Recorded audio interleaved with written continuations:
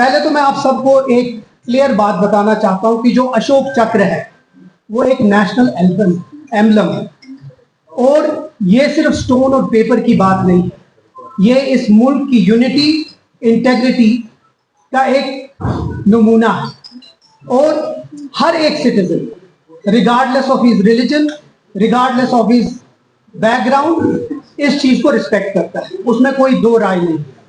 और हमारी जो पार्टी है वो फर्म है इसके कि जो हमारा अशोक चक्र, जो हमारा इस मुल्क का एम्बलम है, उसकी इज्जत बराबर करना। लेकिन उसके साथ साथ एक बहुत इंपॉर्टेंट बात है कि अगर कोई भी उस एम्बलम को मिसयूज करेगा या उसको किसी वहां जगह लगाएगा जहां नहीं लगाना चाहिए, उसके खिलाफ एक्शन होनी चाहिए। इसके साथ एक बहुत अहम बात है कि जो कल दरगाह शरीफ आस्थान में हुआ, हम उसको कंडम करते हैं क्योंकि वायलेंस नेशनल कॉन्फ्रेंस ने आज तक न माना है ना उसको कभी सपोर्ट किया है।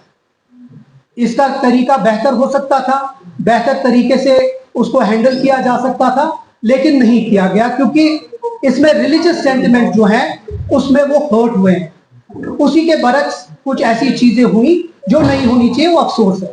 लेकिन उसके बदले उनके ऊपर एफआईआर और पीएसए की धमकी देना मुझे लगता है वो बहुत सरासर गलत है और हम उसको सरासर कंडेम करते हैं। सबसे इंपॉर्टेंट चीज जो मैं यहां बोलना चाहूंगा कि इस मुल्क में और इस रियासत में जब भी आपने देखा होगा कि यहां जब भी फाउंडेशन स्टोन्स लगे किसी भी जाए, चाहे वो इस मुल्क के टॉप लीडर हो या इस रियासत के टॉप लीडर हो, कभी भी उनने फाउंडेशन स्टोन पे नेशनल एम्बलम का यूज नहीं किया है। तो क्या हमारी जो ये वीसी साहिबा है, क्या ये उन सब से ऊपर है? क्या ये उन सब से ऊपर है? क्या इस कॉन्स्टिट्यूशन से ऊपर है? तो मुझे लगता है कि या तो ये पुअर जजमेंट था और ये एक वायलेशन ऑफ लॉ है।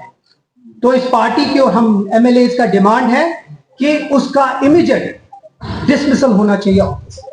We demand immediate dismissal of the vice chairman of Waqf board. उसके साथ जो भी, क्योंकि एक वायलेशन ऑफ लॉ है, जो भी एक्शन हो अंडर लॉ उसके खिलाफ एक्शन लिया जाना चाहिए।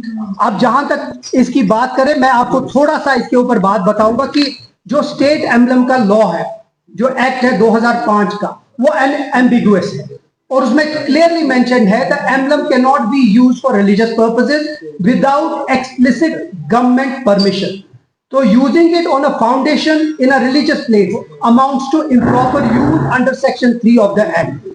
अब इसके खिलाफ लॉ भी खिलाफ है इसके, और जो वो यूज है वो भी खिलाफ है, क्योंकि किसी भी जगह, किसी भी रिलीजियस जगहों पे ये यूज नहीं। हम बार बार वही बात कर रहे हैं कि जो वीसी साहिबा है उसके खिलाफ इमीडिएट एक्शन होनी चाहिए और उसको उसके ऑफिस से डिसमिस करना चाहिए। दूसरी चीज जो बहुत अहम है, नेशनल कॉन्फ्रेंस के जो ऑनरेबल मेंबर लेजिस्लेटिव असेंबली है, हम सब लोगों ने आपस में मीटिंग करके एक फैसला किया है कि हम ऑनरेबल स्पीकर साहब को एक चिट्ठी भेजेंगे और वो चिट्ठी हर किसी की तरफ से साइन होगी और हम उसमें एक हाउस कमेटी का मांग करेंगे, एक्सप्लोर करेंगे कि कोई पॉसिबिलिटी है जिसमें हम हाउस कमेटी फॉर्म कर सके। जो भी बंगलिंग वक्फ बोर्ड में 2019 के बाद हुई है, वो चाहे हजरतबल में हो, एम्बेसमेंट में हो, हजरतबल में टेंडरिंग प्रोसेस में, क्योंकि बहुत सारे लोग ये कहते हैं कि टेंडरिंग प्रोसेस बाज़ाब्ता किसी के लॉ के हिसाब से नहीं हुई, दिया गया है, ऑनलाइन नहीं हुआ। और दूसरा, अलॉटमेंट ऑफ कॉन्ट्रैक्ट जो हुआ वो किसी से पूछ के नहीं हुआ, खुद ही जिसको जिसकी पसंद थी उसको दे दिया। हम चाहते हैं कि इसमें ट्रांसपेरेंसी हो और इसमें क्लियर हो। इसी के लिए हम डिमांड करेंगे और एक्सप्लोर करेंगे पॉसिबिलिटी कि एक हाउस कमेटी बने जिससे हम, चाहे वो साउथ हो, चाहे वो सेंट्रल कश्मीर हो, चाहे वो नॉर्थ कश्मीर में जितनी भी वक्फ प्रॉपर्टीज है, चाहे वो जम्मू की भी हो, जिधर जिधर जियारतों पे टेंडरिंग प्रोसेस नहीं हुई है और बंगलिंग हुई है और अपने लोगों को कॉन्ट्रैक्ट दिया गया है, हम चाहते हैं कि उसके ऊपर एक कमेटी बने जो इसको इन्वेस्टिगेट करे और उसके बाद जितनी भी धांधलियां हुई हैं उसको बाहर आए। क्योंकि इसके साथ मैं एक बहुत अहम बात करना चाहूंगा कि ओडिशा हाई कोर्ट में दिसंबर 7, 2024 में भी एक PIL दर्ज हुई थी बाय गजम based NGO highlighting repeated violation of the act, और उसमें भी हाई कोर्ट ने बड़ा क्लियरली मेंशन किया था कि जो एम्बलम है उसको मिसयूज होने पे वो एक्ट करता है वायलेट और उसके ऊपर सजा होनी चाहिए। तो ये एक अहम चीज है जिसपे मैं आप सबको बुलाया गया था। हम समझते हैं कि जो कल हुआ वो अफसोसनाक है, लेकिन उसका जो रिजल्ट था वो अफसोसनाक है, क्योंकि अगर आपको याद होगा कि शेर कश्मीर साहब की वक्त से जब भी हजरत बल दरगाह में जब भी काम हुआ, आज तक कभी भी उधर कोई भी फाउंडेशन स्टोन, चाहे वो फारूक अब्दुल्ला साहब हो, चाहे वो मुफ्ती मोहम्मद सईद साहब हो, चाहे वो महबूबा मुफ्ती साहिबा हो, चाहे वो उमर अब्दुल्ला साहब हो, कभी भी दरगाह आस्थान पे या किसी भी आस्थान पे फाउंडेशन स्टोन नहीं लगे। तो ये किस मकसद से किया गया? क्या जानबूझ के ये किसी तरीके से रिलीजियस सेंटिमेंट्स को हर्ट करने के तरीके से हुआ?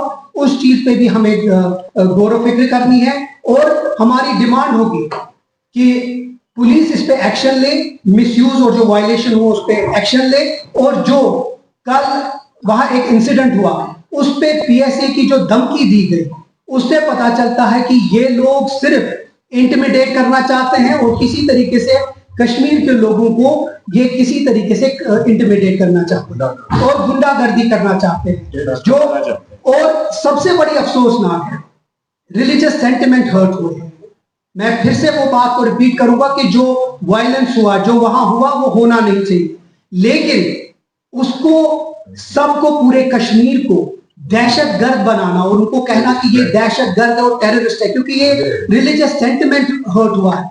इसके बरक्स की VC साहिबा माफी मांगती कश्मीर के लोगों से कि एक रिलीजियस प्लेस पे उनकी सैंक्टिटी को ब्रेक किया, वो उनको दहशतगर्द करके उनके ऊपर PSA लगाने की धमकी देती है। हम उसका पुरजोर तरीके से मजम्मत करना चाहते हैं और यही चीज opening dismissal of a vice chairperson, but it is under the jurisdiction of CM.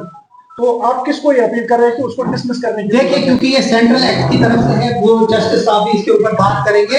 हम चाहते हैं, चाहे वो, क्योंकि ये LG के हिसाब से है, तो हम चाहते हैं कि जल्द से जल्द। But you often say that only police is under my jurisdiction. Rest all that is under the CM's office. देखिए, ये सेंट्रल वक्फ बोर्ड के अंडर आता है।